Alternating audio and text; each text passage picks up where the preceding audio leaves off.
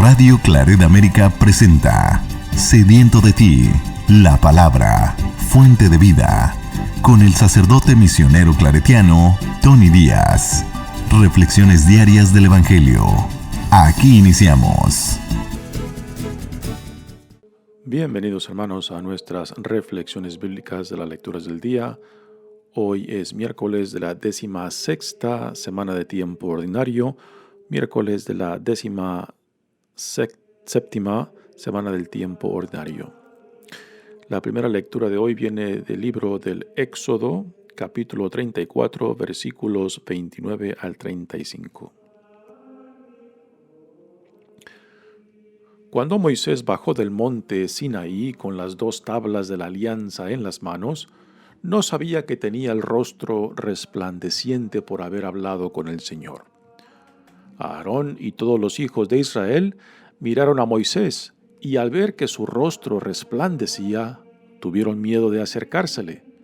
Pero Moisés los llamó y entonces Aarón y todos los jefes del pueblo se acercaron y Moisés habló con ellos. A continuación se le acercaron también todos los israelitas y él les comunicó todo lo que el Señor le había ordenado en el monte Sinaí. Cuando Moisés acabó de hablar con ellos, se cubrió el rostro con un velo. Siempre que Moisés se presentaba ante el Señor para hablar con él, se quitaba el velo de su rostro, y al salir comunicaba a los israelitas lo que el Señor le había ordenado. Ellos veían entonces que el rostro de Moisés resplandecía, y Moisés cubría de nuevo su rostro hasta que entraba a hablar otra vez con el Señor. Palabra de Dios. El salmo responsorial es el Salmo 98 y el responsorio es: Santo es el Señor nuestro Dios. Santo es el Señor nuestro Dios. Alaben al Señor nuestro Dios y póstrense a sus pies, pues el Señor es santo. Moisés y Aarón entre sus sacerdotes y Samuel entre aquellos que lo honraban, clamaron al Señor y Él los oyó. Desde la columna de nubes les hablaba, y ellos oyeron sus preceptos y la ley que les dio. Alaben al Señor nuestro Dios, póstrense ante su monte santo, pues santo es nuestro Dios. Santo es el Señor nuestro Dios. El Evangelio de hoy viene de Mateos, capítulo 13, versículos 44 al 46. En aquel tiempo Jesús dijo a la multitud: El reino de los cielos se parece a un tesoro escondido en un campo. El que lo encuentra lo vuelve a esconder y lleno de alegría va y vende cuanto tiene y compra aquel campo.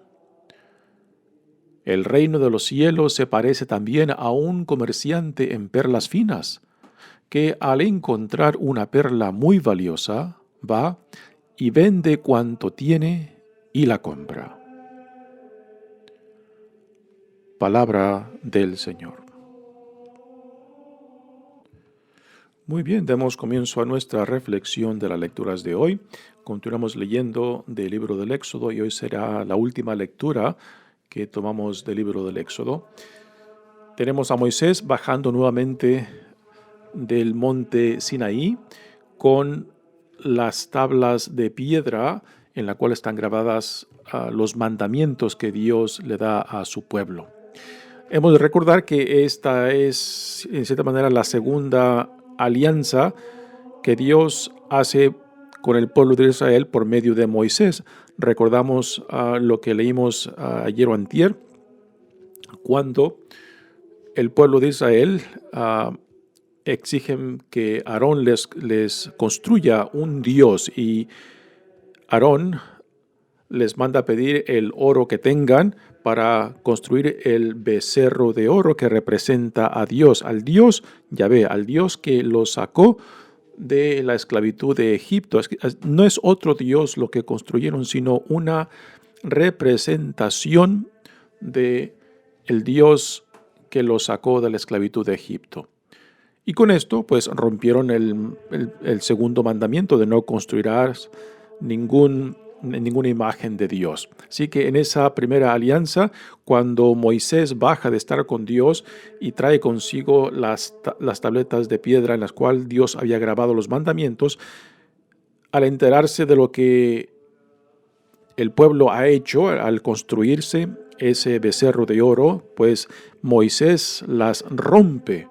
Y con ese romper de las tabletas, pues se deshace esa alianza que Dios había hecho con su pueblo por medio de Moisés. Así que ahora, de nuevo, Moisés ha estado con Dios. Previo a esta lectura, se nos dice que Moisés estuvo 40 días en presencia de Dios sin comer nada y sin beber nada, y que es durante ese encuentro en el cual Dios otra vez les graba en piedras los mandamientos que ahora Moisés por segunda vez baja del monte para dárselos a su pueblo.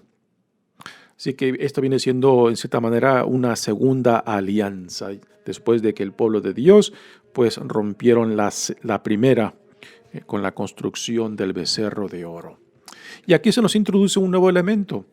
Después de que Moisés tiene encuentros con Dios, pues su rostro queda iluminado, y esto será algo nuevo que se introduce en los encuentros que Moisés tiene con Dios. Y la reacción del pueblo ante esa iluminación del rostro de Moisés que les causa miedo. Cuando Moisés bajó del monte del Sinaí con las dos tablas de la alianza en las manos, no sabía que tenía el rostro resplandeciente por haber hablado con el Señor. Así que nuevamente, estas dos tablas de la alianza que Moisés trae son el segundo set. El primero fue destruido a causa del pecado del pueblo de Israel, cuando construyeron el becerro de oro. Aarón y todos los hijos de Israel miraron a Moisés, y al ver que su rostro resplandecía, tuvieron miedo de acercarse. Así que ahora viene la reacción de Aarón y del pueblo de Dios. Moisés no se da cuenta que su rostro ha cambiado en apariencia al haber estado en presencia de Dios. Y la reacción de Aarón y del pueblo de Israel es miedo a lo desconocido, miedo a lo nuevo, y lo cual es una reacción muy humana, lo cual también nosotros la manifestamos ante lo nuevo, ante lo desconocido. Pero Moisés los llamó, y entonces Aarón y todos los jefes del pueblo se acercaron. Así que primero Moisés llama a los líderes, a Aarón y a los jefes del pueblo. Y Moisés habló con ellos. A continuación se le acercaron también todos los israelitas, y él les comunicó todo lo que el Señor le había ordenado en el monte Sinaí. Cuando Moisés acabó de hablar con ellos, se cubrió el rostro con un velo. Este velo es un detalle muy interesante. San Pablo, en la segunda carta a los Corintios, hace un comentario acerca de este velo. Y leamos lo que San Pablo dice. San Pablo, en la segunda carta a los Corintios, capítulo 3, versículo 10, dice lo siguiente: pues en este aspecto no era gloria aquella glorificación en comparación de esta gloria sobreeminente. Aquí Pablo está haciendo una comparación de la gloria que Dios ha revelado en Jesucristo, en su muerte y resurrección, a comparación de la gloria revelada por medio de Moisés. Porque si aquello que era pasajero fue glorioso, ¿cuánto más glorioso será lo permanente? Así que Pablo está comparando lo que Dios ha llevado a cabo en Jesucristo, algo permanente, con lo pasajero del Antiguo Testamento. Teniendo pues esta esperanza, hablamos con toda valentía. Lo que Pablo proclama lo que Pablo comparte, lo que él ha recibido directamente de Jesús resucitado, lo comparte abiertamente, sin ningún velo, sin ningún intermediario, sino que directamente lo que él recibió de Jesucristo es lo que comparte con los hermanos a quien Dios lo manda. Y aquí Pablo hace una comparación entre lo que él hace por medio del Espíritu Santo y lo que Moisés hacía cuando se ponía el velo, de lo que habla la lectura de hoy. Teniendo pues esta esperanza, hablamos con toda valentía, dice Pablo. Y no como Moisés, que se ponía un velo sobre su rostro para impedir que los israelitas vieran el fin de lo que era pasajero. Aquí de lo que era pasajero está hablando de la alianza que Dios hizo con su pueblo después de que lo sacó de la esclavitud de Egipto. Que esa alianza era pasajera, puesto que apuntaba a una alianza permanente que se lleva a cabo en Jesucristo. Y continúa Pablo hablando. Pero si embotaron sus inteligencias, en efecto, hasta el día de hoy perdura ese mismo velo en la lectura del Antiguo Testamento. El velo no se ha levantado, pues solo en Cristo desaparece. Y esto es lo que Pablo dice acerca de sus hermanos judíos, particularmente de aquellos que no han aceptado a Cristo como el Hijo de Dios, como el Mesías, y que por tanto, porque no lo han aceptado, ese velo que Moisés llevaba en su cara, pues es un velo que el pueblo judío, como Pablo lo interpreta, aún permanece, que les impide ver la glorificación, la perfección de lo que Dios ha llevado a cabo en Jesucristo. Hasta el día de hoy, dice Pablo, siempre que se lee a Moisés, un velo está puesto sobre sus corazones. Y cuando se convierte al Señor, se arranca el velo. Porque el Señor es el Espíritu, y donde está el Espíritu del Señor, allí está la libertad. Y ahora Pablo hace una comparación entre los que han sido atraídos por Cristo, los que se han convertido en Cristo, en comparación a los del Antiguo Testamento. Dice, mas todos nosotros, que con el rostro descubierto reflejamos como en un espejo la gloria del Señor, nos vamos transformando en esa misma imagen cada vez más gloriosos. Así es como actúa el Señor, que es Espíritu. Así que el Espíritu del Señor ha removido ese velo que menciona aquí la primera lectura, que Moisés se ponía para cubrir y que impedía a Moisés revelar la gloria que él mismo presenció y compartió con Dios, pero que el pueblo no podía recibirla estaba en medio de Moisés y el pueblo ese velo.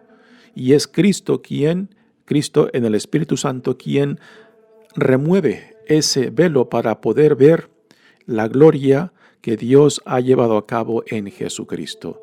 Y que por tanto, los que aún no han creído en Jesucristo, los que aún no han aceptado a Cristo como el Hijo de Dios, el Mesías, pues aún cuando leen a Moisés, dice Pablo, aún siguen con ese velo puesto.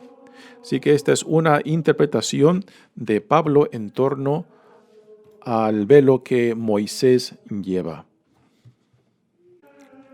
Continuamos ahora con la lectura que dice, siempre que Moisés se presentaba ante el Señor para hablar con él, se quitaba el velo de su rostro. Así que Moisés, cuando estaba en la presencia de Dios, no tenía necesidad de ese velo, puesto que Dios le había dado ese privilegio de verlo cara a cara, como de una persona con un buen amigo, decía la lectura de ayer. Es un privilegio que solamente a Moisés le ha dado, pues era la creencia de que quien veía a Dios cara a cara no podía sobrevivir, tenía que morir, pero a Moisés Dios le concedió este privilegio.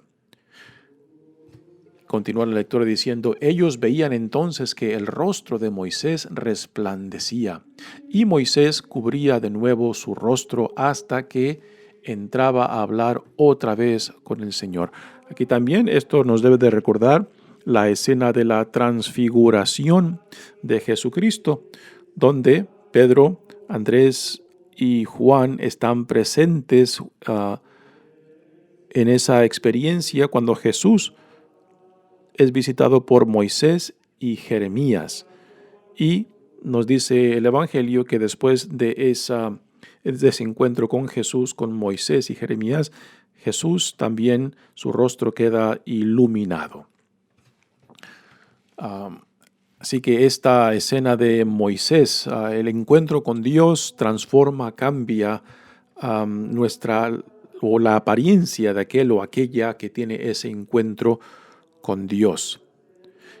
En muchas narrativas de santos y santas también se describe esta experiencia, este resplandecer, esta iluminación de las personas que tienen el gran privilegio de tener esas experiencias concretas con Dios. Y nuevamente San Pablo, al hablar de este velo que Moisés llevaba para que el pueblo lo pudieran escuchar porque temían ver su rostro resplandeciente, pues ese velo es removido cuando nos permitimos ser atraídos por Cristo y también creer en Cristo como el Hijo de Dios y el Mesías, que ya no hay más necesidad de ese velo, puesto que el Espíritu Santo hace posible ver la gloria, la victoria que Dios ha llevado a cabo en Jesucristo, su Hijo y Señor nuestro. Pasemos ahora al Evangelio de hoy, que es la continuación del tercer discurso de Jesús en el Evangelio de Mateo. Es el tercero de cinco discursos. Aquí no se incluye, en estos 5 discursos no se incluye la narración de la infancia del niño Jesús o la narración de la resurrección. Estamos hablando solamente del ministerio de Jesús, que el evangelista Mateo lo ha dividido en 5 discursos, haciendo referencia al Pentateuco, a los 5 primeros libros del Antiguo Testamento que se le atribuyen a Moisés. Y en el Evangelio de Mateo, pues Jesús es un tipo de Moisés. No es ningún accidente que en el primer discurso Jesús está al pie de la montaña. Por eso el nombre del Sermón de la Montaña, que también apunta a Moisés, que tiene ese encuentro con Dios y que desde el monte de Sinaí baja para compartir lo que Dios le ha comunicado. Así que este es el tercer discurso de Jesús, donde se enfoca en 7 parábolas del reino de Dios. Y aquí tenemos la cuarta y la quinta parábola en torno al reino de Dios. Dice, en aquel tiempo Jesús dijo a la multitud, el reino de los cielos se parece a un tesoro escondido en un campo. El que lo encuentra, lo vuelve a esconder y lleno de alegría va y vende cuanto tiene y compra aquel campo. Y después viene la siguiente. El reino de los cielos se parece también a un comerciante en perlas finas, que al encontrar una perla muy valiosa va y vende cuanto tiene y la compra. Son 2 parábolas cortas, pero que tienen un contenido muy profundo. Las 2 parábolas se enfocan en el valor impresionante del reino y que aquel que lo ha encontrado, ya sea por accidente o porque ha ido en busca, pues entonces está dispuesto a obtenerlo.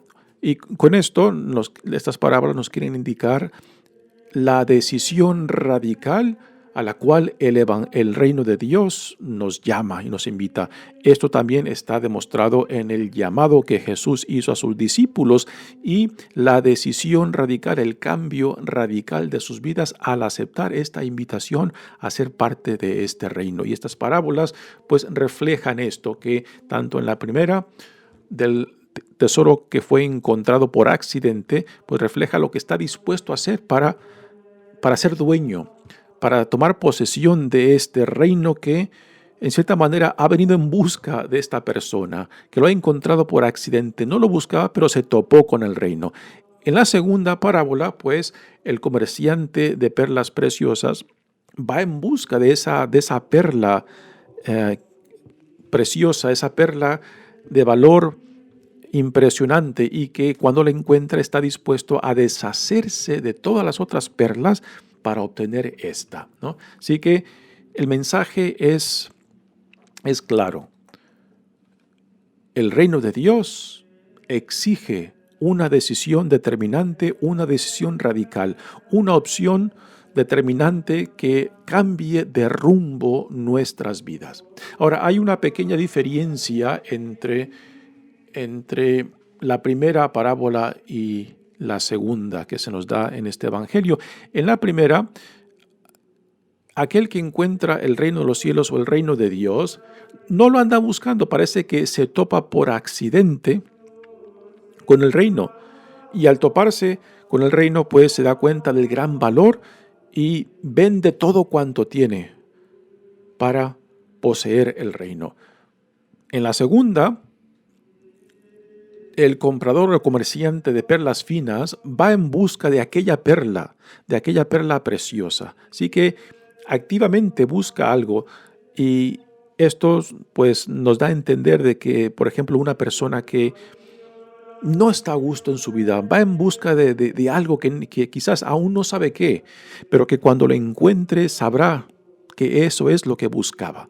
Así que en la segunda parábola tenemos a una persona que está insatisfecha en la vida y que va en busca de algo que quizás no sabe qué es lo que es, pero que cuando lo encuentra se da cuenta que esto es. Y al encontrarlo está dispuesto o dispuesta a deshacerse de todo lo que tiene para adquirir lo que ha encontrado. Volvamos ahora a la primera parábola para desempacarla y poder apreciar el contenido. Dice: el reino de los cielos se parece a un tesoro escondido en un campo. Aquí la parábola no entra en detalles en torno a la moralidad de encontrar el tesoro en un terreno que no es de aquel que lo encuentra.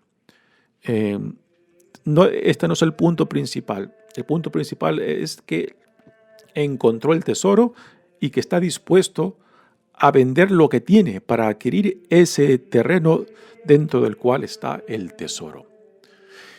Y dice: el que lo encuentra lo vuelve a esconder, y lleno de alegría, este es un punto muy importante, lleno de alegría.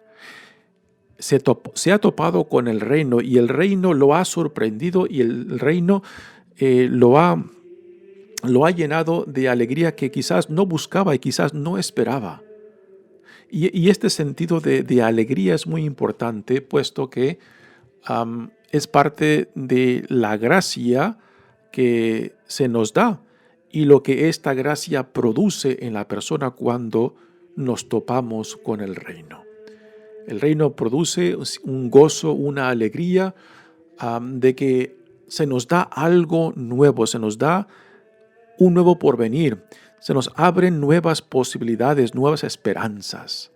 Y que cuando uno, por la gracia de Dios, se topa con esto, pues viene la decisión radical de que te las juegas o no te las juegas con Él. ¿Me confías o no me confías? ¿Estás dispuesto a seguirme confiado simplemente en aquel que te llama, en aquel que te invita? Sí, y este es el sentido de esta primera parábola. Ahora, la parábola está enfocada en algo que era muy común en aquellos tiempos cuando no había bancos, ¿no? La gente, pues porque no tenía cómo asegurar sus riquezas, pues era muy común de que lo enterraran, particularmente cuando existían guerras o grupos que amenazaban la seguridad de su territorio y que antes de huir o para no huir con sus tesoros, pues los enterraban con la posibilidad de que algún día van a regresar otra vez y encontrar lo que habían enterrado, ¿no? Hoy en día aún de vez en cuando escuchamos historias de personas que se topan por accidente con tesoros enterrados o también por arqueólogos que tomando detalles de la historia, pues van escarbando en lugares que saben que existían comunidades y que cuando escarban, pues, se han encontrado, se han topado con tesoros enterrados, ¿no? Así que lo que esta parábola describe era algo muy común en aquellos tiempos cuando no existían bancos. Y también quizás esto refleja algo que también vemos en otra parábola que Jesús nos da cuando Jesús utiliza la parábola del rey que se va a un lugar lejano y que antes de irse deja a sus siervos cierta cantidad de dinero para que lo inviertan mientras él está de viaje. Y después cuando regresa, pues esos mismos siervos son llamados para que den cuentas de la responsabilidad que el dueño les dio. Y uno pues dice, lo que me diste se ha multiplicado, aquí te lo regreso. Y después viene el segundo y dice, lo que tú me diste también lo ha multiplicado, aquí te lo regreso. Y el tercero, por miedo, dice que lo enterró y después se lo regresa tal como lo recibió, ¿no? Así que en esa otra parábola que Jesús nos da, nos deja la idea también clara de que se describe aquí en esta parábola de enterrar algo cuando quizás peligra o por el miedo de perderlo, o en este caso de esa parábola, otra parábola de Jesús, de que por miedo a las consecuencias de invertir y perder esa inversión, pues mejor lo entierra, en vez de darlo a prestamistas para que pueda recibir ganancias de ese dinero prestado. Así que esta primera parábola tiene su contexto en la realidad de gente que enterraban sus tesoros. La segunda parábola también es muy interesante. Vamos a desempacar ahora la segunda parábola y nuevamente en esta segunda parábola tenemos a un comerciante de perlas preciosas, y la impresión que nos deja esta segunda parábola es de que este comerciante es alguien que va en busca de algo. En este caso, las perlas representan de que ya tiene una idea de lo que busca, pero no concretamente cómo se va a manifestar eso que busca. Tiene un propósito, pero no sabe hacia dónde lo va a llevar ese propósito, a diferencia de la primera parábola que por accidente encuentra ese tesoro enterrado. Así que este comerciante de perlas se encuentra con una perla valiosa y va y vende cuanto tiene para comprarla, para adquirirla, ¿no? Nuevamente tenemos aquí el caso de Pablo, que también nos da una interpretación de lo que significa este encuentro con Cristo. Y esto lo tenemos en la carta a los Filipenses, capítulo 3, versículo 7, cuando Pablo dice, pero lo que era para mí ganancia lo he juzgado una pérdida a causa de Cristo. Y más aún juzgo que todo es pérdida ante la sublimidad del conocimiento de Cristo Jesús, mi Señor, por quien perdí todas las cosas y las tengo por basura para ganar a Cristo.